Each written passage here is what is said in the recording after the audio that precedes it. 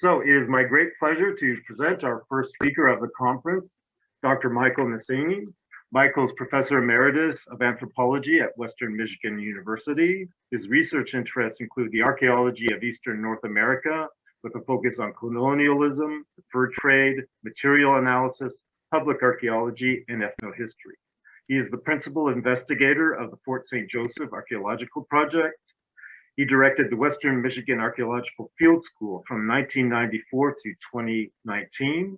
He's editor of our quarterly publication, Le Journal, and he's the founding editor of the book series, The American Experience in Archaeological Perspective at the University Press of Florida. He has over 100 publications on the archaeology of the Eastern United States, including the monograph, The Archaeology of the North American Fur Trade. His most recent book is Fort St. Joseph Revealed through the University Press of Florida in 2019. In 2015, he received the Western Michigan University Distinguished Teaching Award, the highest honor given by the university to recognize faculty members for their work with students. He recently became an ambassador for the Chicago chapter of the French Heritage Society as they develop a French heritage corridor linking 7 states in the Midwest and celebrating and promoting French heritage events and activities. The topic of his presentation tonight is how to find a lost French fort and what to do with it once you do. Michael. Great. Thank you, Will, for that introduction. And thank you to the Center for French Colonial Studies for this opportunity to present on this research. Can you hear me okay? Great. Okay, well, let's proceed then. Yes, how to find a lost French fort. That was a challenge in and of itself. And then what to do with it once we found it has been even more challenging, but exciting to be sure. So let me tell you what my talking points are for this evening to give you some little bit of structure to the presentation. First, let me begin with a brief history of Fort St. Joseph, tell you a little bit about when it was established and who some of the players were and the role that it plays in New France. And then I'll talk a little bit about the Fort St. Joseph Archaeological Project. This is the partnership between Western Michigan University and the city of Niles that oversees the investigation and interpretation of Fort St. Joseph. And we've been doing this work now for over 20 years. So I want to tell you what we've actually revealed about Fort St. Joseph, what archaeology and documentary historical studies have told us about this most important French trading post. In fact, one of the most important in the Western Great Lakes region. And I want to also talk to you about some of the partnerships and outreach that we are involved in, essentially how we get the work done, and some of the ongoing work that we're engaged in currently. Okay, well, let me begin with this perhaps somewhat peculiar map, French map, that shows, you'll recognize some features here. Here's the Mississippi River. If you can see my cursor, the Western Great Lakes region here. And then what might seem out of place is the Mer de l'Ouest, this huge body of water conjectured to lie somewhere where present-day Idaho and Montana are. Well, this was one of the driving factors, one of the attractions, if you will, for the French as they traveled from east to west in search of this Western Sea, right? And this was one of the factors that led French explorers to ply every possible river in the Western Great Lakes region to see if at its source was an open body of water that would ultimately lead them to China. Of course, this was not to be, but as late as 1752, this mythical Mer de l'Ouest was still thought a possibility. But in the course of this exploration, The French established about 106 trading posts throughout the mid-continent. And so let's zero in on the area here of the Western Great Lakes region where a handful of these posts were. So important locations included the Straits of Mackinac, where they established first St. Ignace and then Fort Michilimackinac, La Bay at present-day Green Bay, Fort Miami, this is La Salle's post, Fort Pontchartrain, where present-day Detroit is located, as well as other forts here to the south. But we're going to key in today on Fort St. Joseph, located, as you'll notice, between this huge watershed of the Great Lakes and on the St. Joseph River, separated by the Kankakee from the Kankakee River by about a 5-mile portage that would then run into, of course, the Illinois and the Mississippi. So let's see, we're going a little too fast here. And so Fort St. Joseph was located at this very strategic place where these two huge watersheds were connected by a short bit of land. So it was a great place for the French to accumulate furs and then to ship them on to points to Montreal and then Quebec and ultimately on to France. So many of you know LaSalle, essentially the region's first fur trader.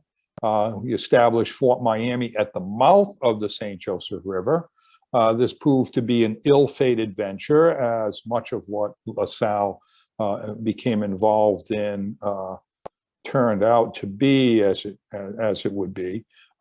Short-lived, but it was several years later that the French returned, probably with Father Alloway, to establish a mission, not at the site of Fort Miami, but upriver, about 20 leagues, according to Charlevoix.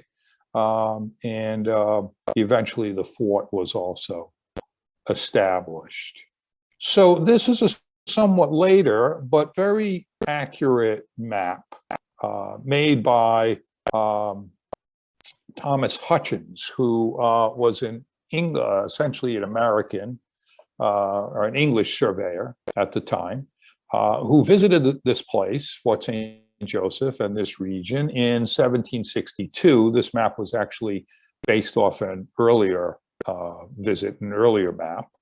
And it shows some important landmarks. And this was important to us because it helped us to locate precisely where Fort St. Joseph was located. At least it got us near the location and established that, in fact, the fort was not at the mouth of the river, which is also shown here.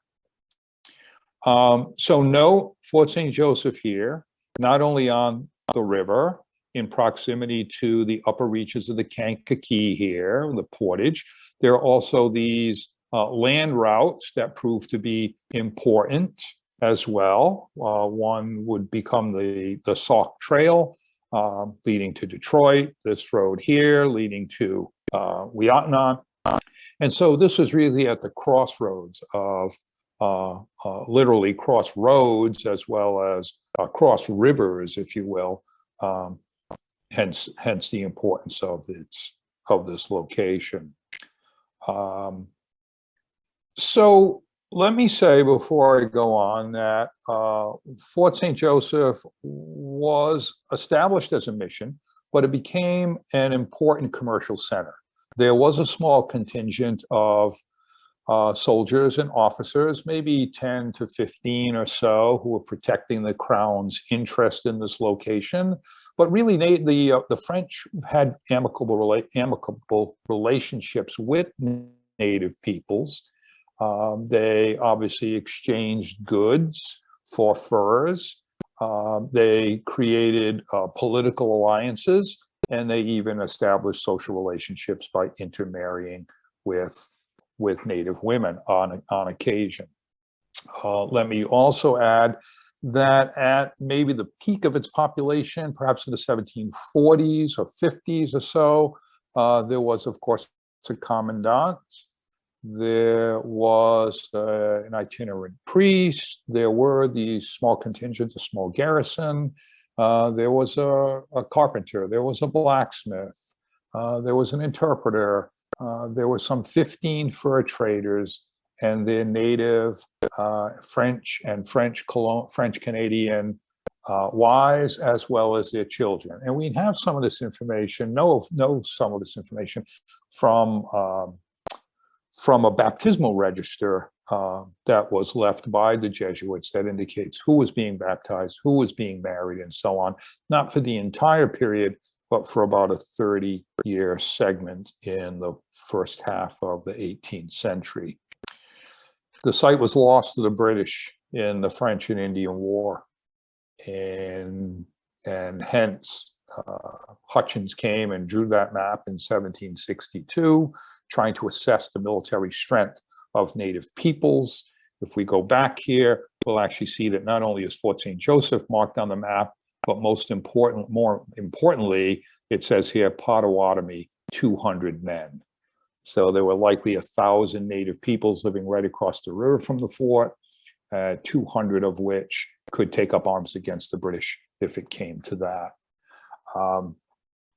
The British did occupy the site, as I said, beginning in 1761, but in 1763, the site was attacked during Pontiac's rebellion. The supporters of the Odawa leader Pontiac were looking to restore the French to this site, as well as a number of other sites in the Western Great Lakes region. And the fort was overtaken by this group of natives, and the British never re-garrisoned it after that. French fur traders continued to live there until about 1781. In 1780, actually, a number of them were deported to Michilimackinac, and in 1780, 1781, a contingent of French and natives under the Spanish flag came up from St. Louis and claimed the site for Spain, staying only for a day. So the fort is currently located in the city of Niles, and Niles is known as the City of Four Flags. It's the only place in Michigan that has waved the French, the British, the American, and the Spanish flags. The question, though, was, where is Fort St. Joseph located? We had this map, but even this map shows a symbol that is much too large to allow us to locate it actually on the ground. Well, there was certainly early interest in the site. I mean, after it was abandoned in 1781, it was about nearly 50 years later before the area was acquired by treaty from native peoples, was surveyed by the government land office. The US was eager to start selling parcels.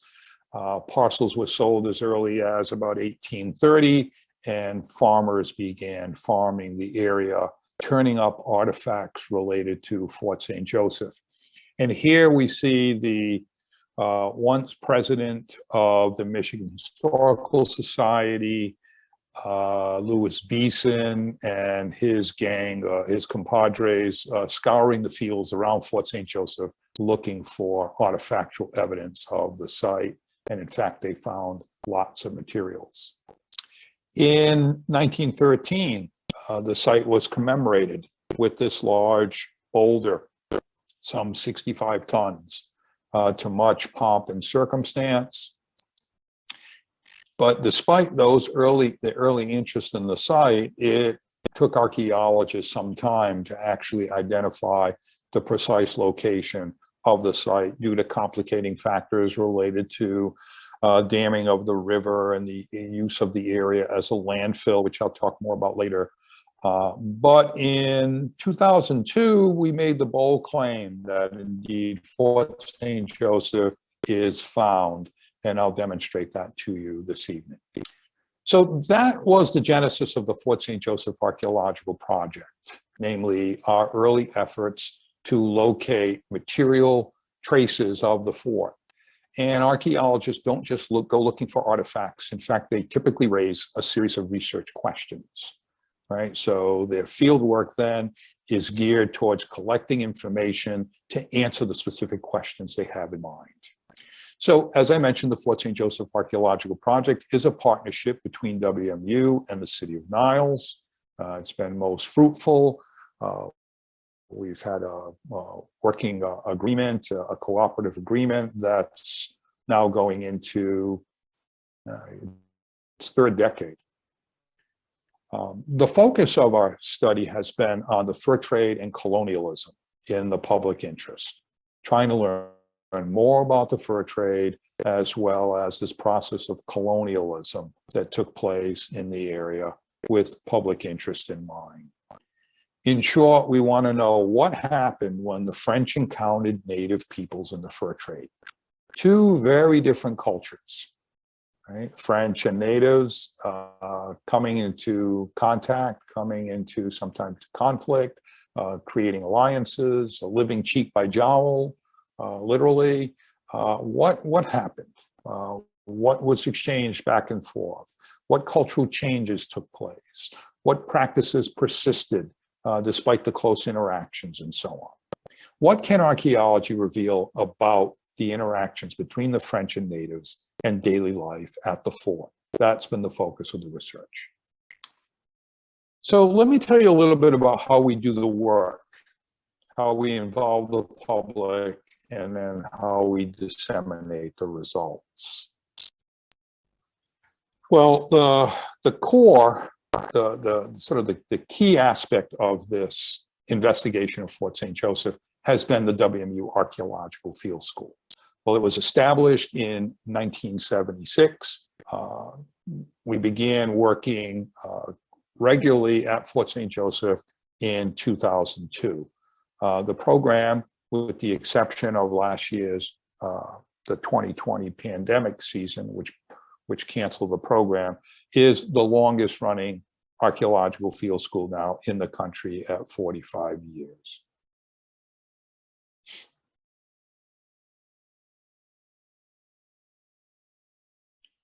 So in addition to the field school, where we train university students in public archaeology, and they assist us in collecting the information to answer the questions, we also have a summer camp program. So middle schoolers and high schoolers and lifelong learners and teachers can come and spend a week with us and learn how to do archaeology.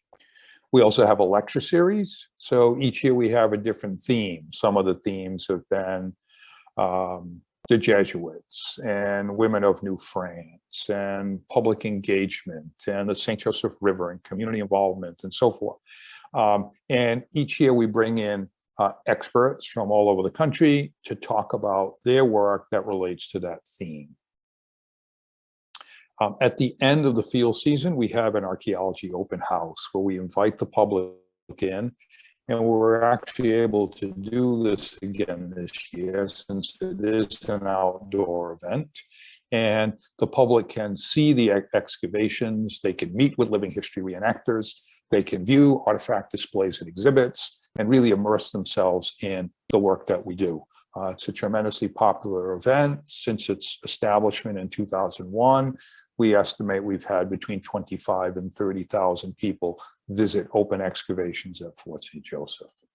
We have lots and lots of volunteers and fort followers. We certainly welcome your participation as well. And we've had public lectures and internships and DVDs and a booklet series and over 100 publications related to Fort St. Joseph that I and my colleagues and students have published. And if you go to the Fort St. Joseph Archaeological Project website, there's links to many of these outreach efforts. So let me see if I can get this to go here, this little video that will show you a little bit about what we do.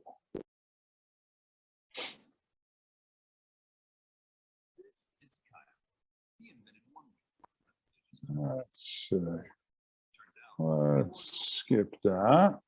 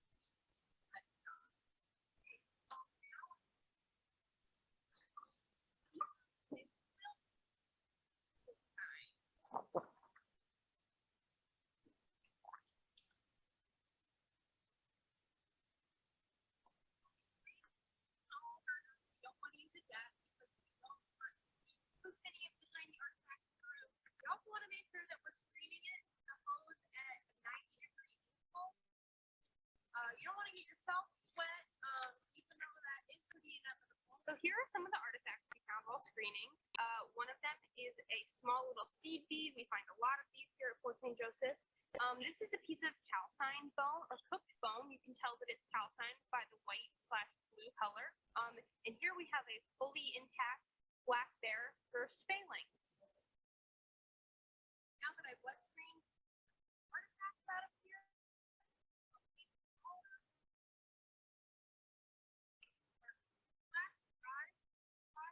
snag it all up, try to look at that, and back to the lab for the process. But thanks for stopping by the wet screen.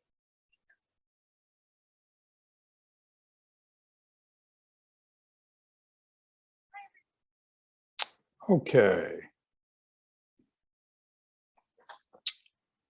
So that shows you a little bit about how we collect all the sediment from the site and then are able to process it so we could find the tiniest of artifacts in our recovery procedures.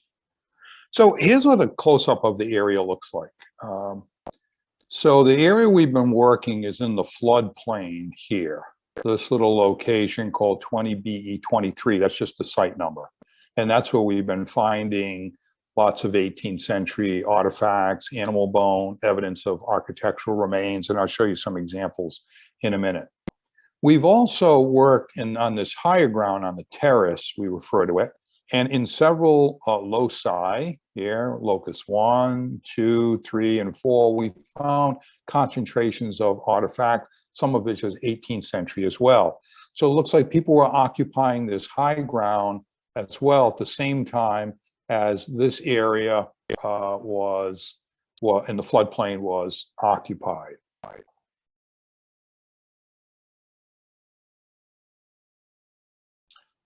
You'll notice here we're in close proximity to the St. Joseph River. Here's that 18th century Potawatomi village in the upper left-hand corner. And then you'll notice this, actually it's sort of an early to mid 20th century landfill located here. So when we got started with our survey, we were digging small holes, shovel test pits on the high ground near the commemorative boulder, trying to find evidence of the fort. We found an occasional musket ball and an old pipe stem, but it wasn't really a very high density there. As we're working in that area and talking with locals, many people thought that the river had washed the site away, and another large contingent of folks thought the fort was somewhere underneath this 20th century landfill. But as luck would have it, there is a small area here, maybe not that small, about 2,000 square meters. We were able to find evidence of 18th century life. So some of what we cover that's quite exciting. I mean, artifacts provide us with lots of information, and I'll show you examples of artifacts. But we're also interested in what we call features. So these are places where people piled up stones or dug pits or modified the landscape, because that tells us precisely what happened at a very precise location. So these sort of stone fireplaces typically mark the location of a house, places where fires were burned repeatedly. You can see the oxidized soil in this upper left image, and it's places where cooking and heating of the home actually took place. So as archaeologists, we get really excited about rocks and decayed wood. So let me go with the rocks first. So here is a pile of rocks. Well, it's more than a pile of rocks, right? They're actually in a linear configuration. They're stacked on top of each other, and they exhibit evidence of mortar, right? So these were mortared together at one point. This is a little foundation wall. And if we follow this over to the right here, to the east, we'll notice some decaying wood.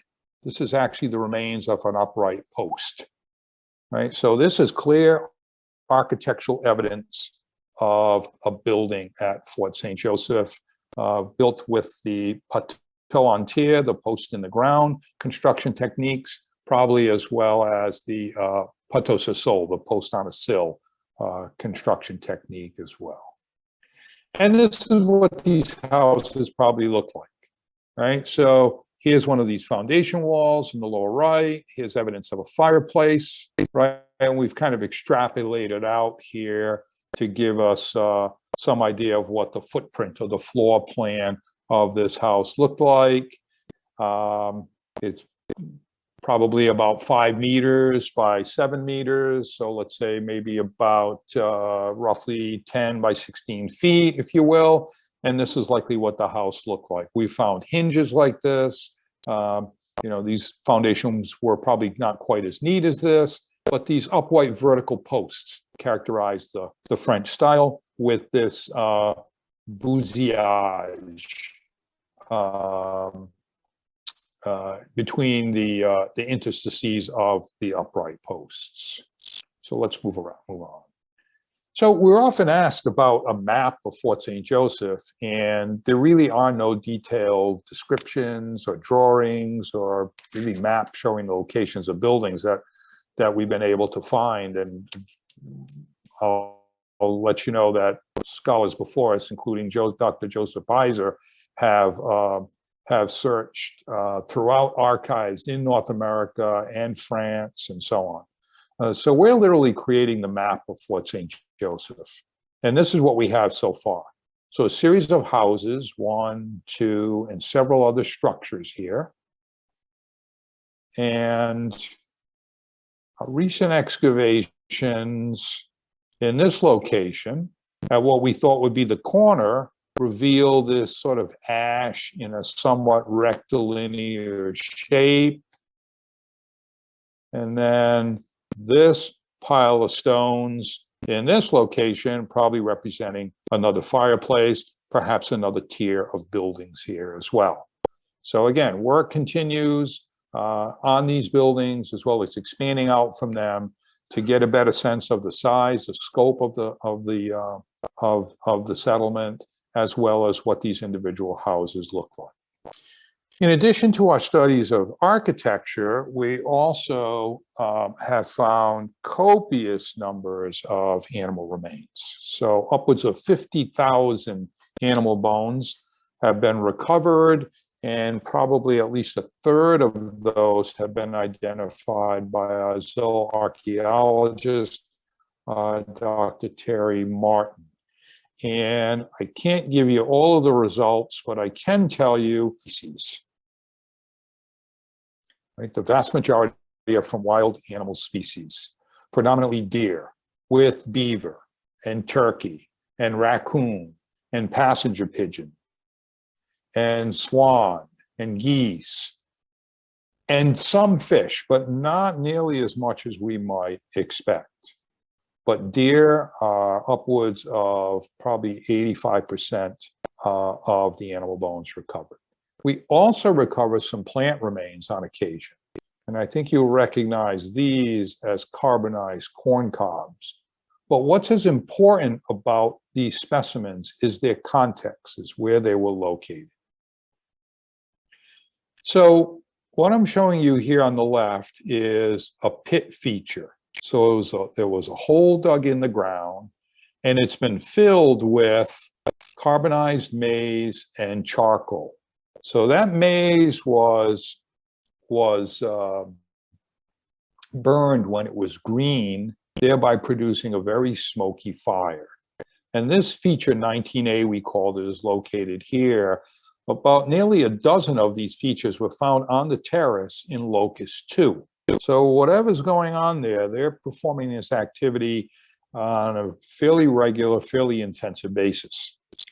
And what we think is that people in the 18th century were digging holes like this and erecting these little tiny wooden frames over them, placing their deer hides over them, and then building these smoky fires as a way of smudging or smoking these hides to make them soft like suede instead of being like leather. And this is a way that they could have enhanced the value of these. As native peoples were acquiring more and more furs and pelts for exchange with Europeans, they were using less of the furs and pelts for their own clothing. And they oftentimes welcomed cloth. This was an extremely important commodity that represented upwards of 60 to 70% by volume and value of goods traded in New France in many, many trading posts throughout the region. Of course, cloth seldom preserves in the archaeological record, but there are indirect evidences of cloth, including, for example, this specimen on the right, what we refer to as a bale seal, right? And this lead seal would have been attached to a bolt of cloth, and it has writing on it, as you can see. And it says B, or Bureau, Forain de Lille.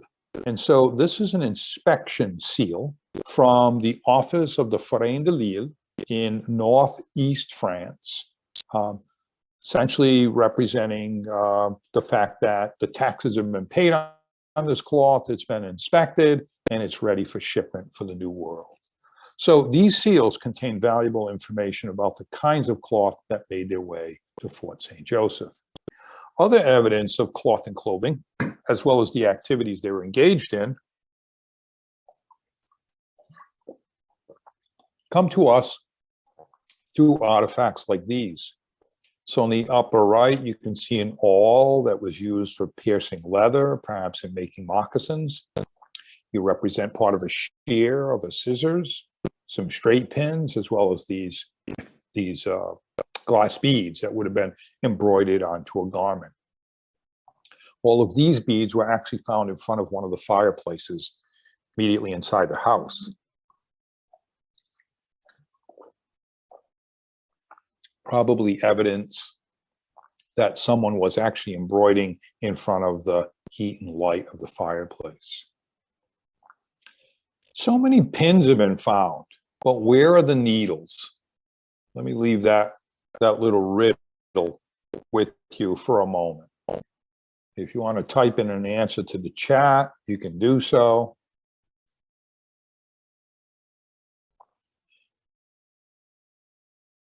Okay, like Jeopardy, your time is up. Most of the straight pins are copper alloy, were made of copper alloy. The needles seem to have been made of iron, and as a result, they tended not to preserve as well in the archaeological record. So they show up in the trade lists, but we've only found one or two of them in the archaeological record. They're underrepresented.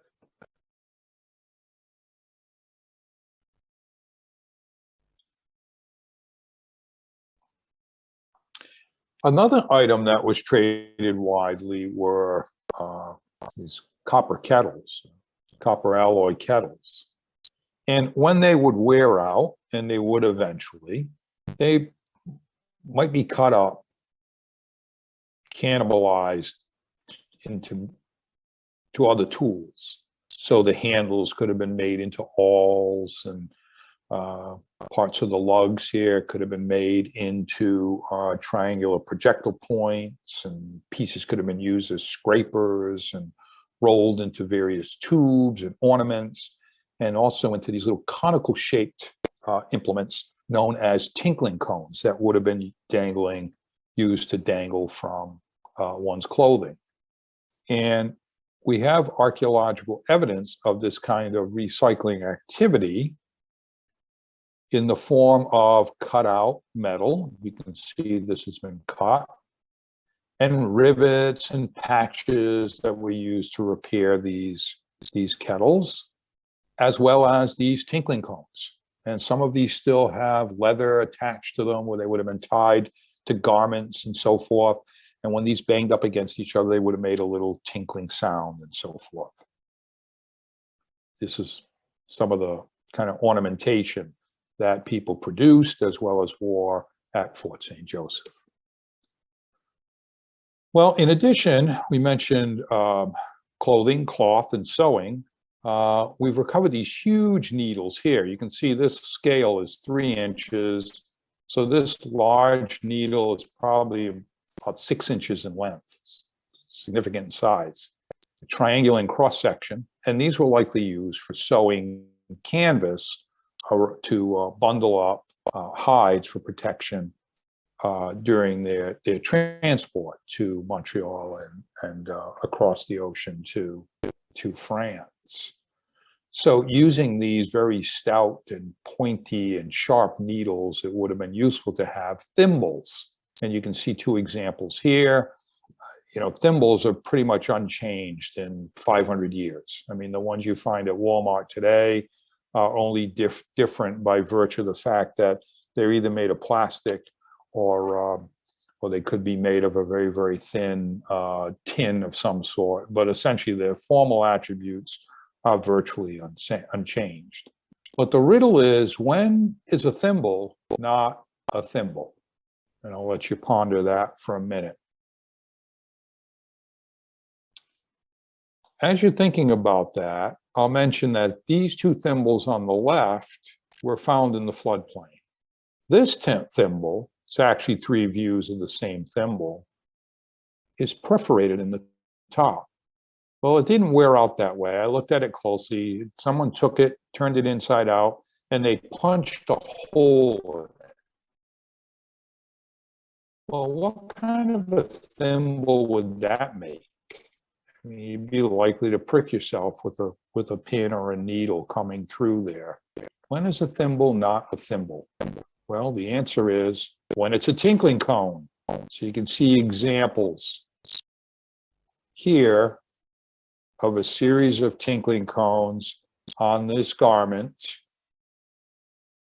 in the Royal Ontario Museum. So the point is that when native peoples acquired these thimbles, they didn't think, thimbles, we can sew like Europeans do. They thought, tinkling cones. And in this case, they perforated them and used them for garments. So they were reimagined within a new cultural context. Okay, I'll go fairly quickly over some of these, some of the following artifacts, just to give you a sense of the range of variation and the variety of materials that have been recovered. This is a button from a French Marine uniform. We didn't find very many of them, which suggests to us that, in fact, we're not excavating in the area where the military lived. We're not in the barracks or houses that were occupied by the military, more than likely. We did find this butt plate on the upper right. What was interesting about it is that along its margins, it had little tiny file marks that are actually grouped by tens. So someone was using a decimal system to count something. 119 marks we counted. I'll let you imagine what they were counting. Kills of some sort, perhaps. Well, they were engaged in, native peoples had been domesticating and smoking tobacco for literally millennia. The French quickly adopted that practice. Both stone as well as white clay smoking pipes have been recovered at the site. Some of these, like this specimen here in the sort of the upper left, is likely made of catlinite, which is a special type of red siltstone from southwest Minnesota that made its way to Fort St. Joseph. On the bottom right, you can see what's remains of a bone comb. You can see these teeth are closer together than these. These were likely used for grooming, for removing lice from ones here. And then these objects of recreation, this little mouth harp, the little tongue piece is missing here, as well as a couple of gaming pieces. This one on the upper, on the top here, still has red pigment in this in these incised lines, and then this one has a series of dots and radiating lines. It kind of looks like a die from a set of dice or a domino of sorts. They're very smooth on the other side, so they have like a heads and tails. And here's those two specimens on the upper right. And this Potawatomi woman is playing a dice game. She was photographed doing this in the 1960s. And these are the specimens, the gaming pieces she was using. And I think they're quite similar, although not precisely the same. They're quite similar as the specimens we recovered, about the same size and likely were used in a similar game.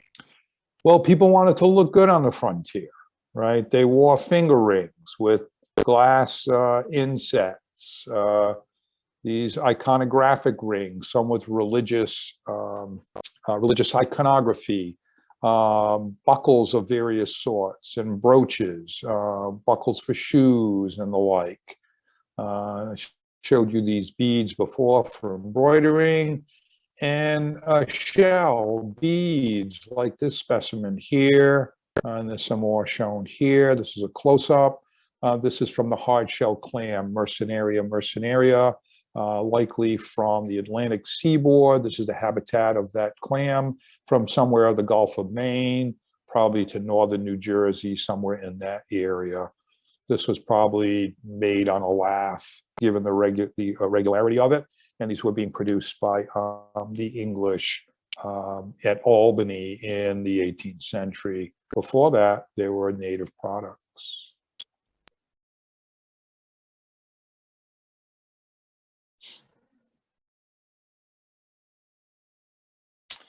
And this mystery artifact, let me describe it very quickly and then tell you what we think we have. It's a series of looped wires that are pointed on the end, you can see. They're connected. We think this is partial. There probably were more of them. And it took us a while to figure out what this is. And we decided that this is likely a Cilice. On the left here is Bishop Scalabrini's Cilice from over 100 years ago, photographed, I think, in a church in Toronto. And these specimens photographed by my colleague Lisa Marie Malishki from the 16th, 17th century in Peru.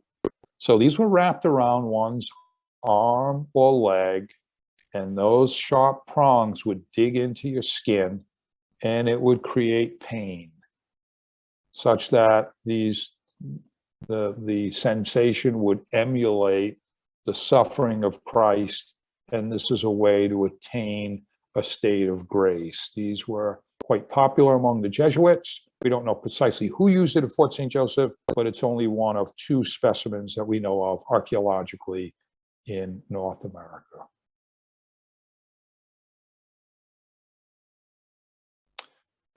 So with regard to some of the partnerships and outreach, you can imagine we don't do this work alone, and I'm not going to read this entire list. I actually should have at the very top now the Center for French Colonial Studies, because we are partnering on a new project, and I'll mention that to you in a minute. But lots of folks involved, and essentially their mission is similar to our mission, and so the partnership makes perfect sense. So some of the ongoing work, and then we'll bring this to closure. Well, we want to continue field work. We were able to do so in 2021 using strict protocols and the like. We want to continue our public education. We had our summer camp program, but alas, it had to be virtual this past year. We did have the open house as part of our public outreach. And as you can hear right now, I continue to give lectures on Fort St. Joseph. We want to ensure the long-term curation of the collection. So not only the artifacts, but the notes and the samples and all the information we've collected. We established several years ago a Fort St. Joseph curatorial fellowship. And the Fort St. Joseph, the current field school director, the field director, is also the curatorial fellow. And so she's charged on a part-time basis with ensuring that these objects are stored and cared for in perpetuity. We have a booklet series. I know some of you are familiar with it. We want to expand it. We're currently working on the 4th installment, The People of the Post. It's literally in press, it's in proof, and it will be co-published with the Center for French Colonial Studies. Before very long, you'll be able to go on the center's website and you'll be able to order your own copy detailing information on the people who lived at Fort St. Joseph. We want to make the fort a heritage tourism destination, right? This is a place where people can come and they can learn about the fur trade, colonialism, and the French in Southwest Michigan. Our most recent publication is Fort St. Joseph Revealed, came out in 2019 in cloth. And yes, you can finally, you've been waiting for the paperback version, you can finally order it from University Press of Florida in paperback. It's now available. And this is what it looks like. Okay, so this might look like a very busy map, but let me just point out a couple of landmarks. Upper left, St. Joseph River. Lower right, the landfill. These squares are places where we excavate. And these blow-ups show fireplace, fireplace, fireplace, fireplace, series of buildings. Question is, what's the spatial extent, the horizontal extent of this settlement? Does the site continue under the landfill? Well, there was only one way to figure that out. In 2019, we got access to a backhoe, and we dug a series of 3 trenches, and we cored down beneath these very wet trenches and pulled up these plugs of soil, screened them through fine mesh, and we found little bits of lead shot, glass beads, a few pieces of wampum, clear evidence that there are 18th century artifacts in these trenches. We dug more of our excavation units, carefully controlled. And you can see the students here in 2019. We came back and did similar work in 2021, excavating. Here we're dewatering. We're moving the water from lowering the groundwater table. And here's the 4 or 5, 6 feet of this 20th century landfill, and students are carefully excavating. And here are some of our recent discoveries. A little fragment of French faience, very, very distinctive. No mistaking it for anything else. A French clasp knife, folding knife blade. Little piece of copper alloy that's been cut, maybe from a kettle. Series of glass beads. It's just a handful that we just put in a line there that you could see. We recovered many, many more. A little nose bob, right? So a little dangling cone and ball little ornament that one would have dangled from their ear or their nose. And a couple of white clay pipe stems. And then here's one of our excavation units. And if you look carefully, you'll see these slightly lighter white fragments. These are bits of bone. And here you can see a concentration of bone that is undisturbed. This is an undisturbed trash deposit buried beneath the 20th century landfill, indicating that Fort St. Joseph continues to the south.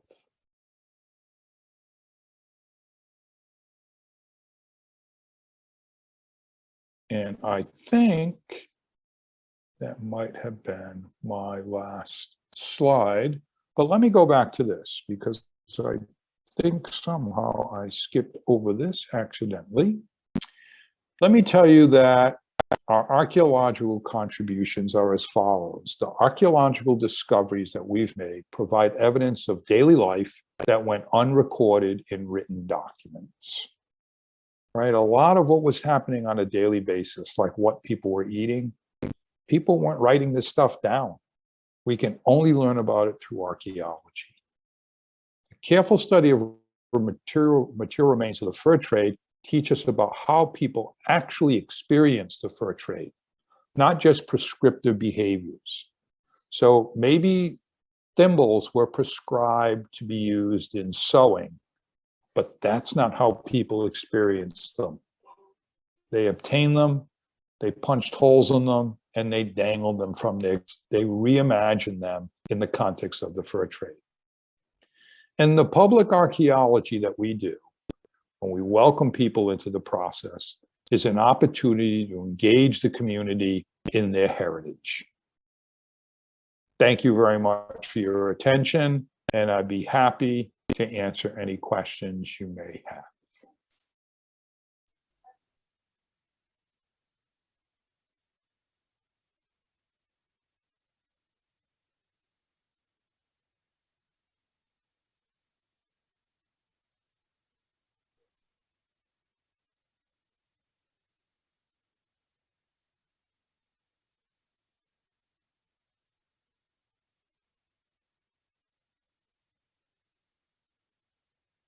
Will, are you there?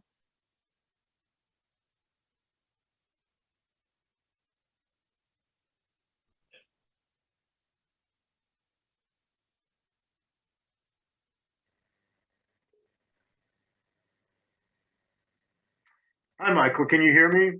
I can now, yes. Okay. How was I? Was I coming through all right? Oh, yeah, just Okay. fine. I have a question, but I'm going to go ahead and read a question from the chat, and which is a great question. Do you know if the river was at approximately the same point then and now? Yes, I do know. And I should have mentioned that even Beeson, right, the fellow who was collecting those artifacts 120 years ago, when he told us about where he was finding those artifacts, he made the observation that the river was 10 to 12 feet lower when the French occupied that site. So as wet as it is today, it would not have been like that in the 18th century. So the river was dammed for industrial purposes in the 1860s, and the dam was expanded in the 1930s, and that's what effectively inundated the deposits. And so there is a good chance there's archaeological evidence below the river today. Well, we've done some soundings in the river. So if the river from where we're working, bank to the other side of the bank is, let's say, it's about 100 meters, let's say, 100 yards. About the first 30 to 40 meters of shallow. There may be just a meter or two. So the deep part of the river is on the far side of the river, if that makes sense. And we think in that shallow area, people probably pulled up canoes and the like there. So, you know, we've also done geophysics there, and we didn't find any targets. So it's possible some of the site could have been washed away, but we don't think much of it. We think most of it actually extends in the other direction under the landfill. Another question from the chat. This is probably a hard one for you. How many additional years of work remain to excavate the site? Okay. So I can answer that a couple different ways. One would be many of our listeners know about Fort Michilimackinac, right? This was at the northern tip of the Lower Peninsula of Michigan. And excavations there began in 1959. So they've been going at it in excess of 60 years. So we've only been working there about 20 years, right? So we got a long way to go. Thanks. I actually have a question, and it's not specific to Fort St. Joseph, but towards the beginning of your talk, you mentioned that Fort St. Joseph was one of 106 trading posts. Is there a comprehensive list of those posts somewhere? Because I think that would be something very interesting for us as an organization to be promoting. Yeah, let me see. I think the reference for that would be Historical Atlas of Canada, and I could get you that source. Be the Historical Atlas of Canada. It'd be fun just to sit around someday and all of us just try to name a few of them. see how many we can come up with. You know, and this is everything from, little places that consisted of a couple of buildings with a little makeshift palisade, on up through, Louisbourg, I suspect, and everything in between. But I think most of these are probably west of Niagara Falls, as I recall. Because the goods are being shipped out of Montreal. There aren't that many posts that close to Montreal. So. All right, thank you very much. Yeah. I do not see any other questions in the chat, and we are at 8 o'clock. Michael, if you have anything left to say, or otherwise we can conclude our session tonight. Well, we can give people another moment or so if you'd like. Any other questions? If not, I would invite you to Fort St. Joseph during our annual open house, which takes place typically the first weekend of August each year. And we're hoping to run the program again. And do check out our website. Some of the publications in the booklet series, like the Women of New France, Sheltering New France, as well as the Fur Trade, are available in PDF format that you can view online.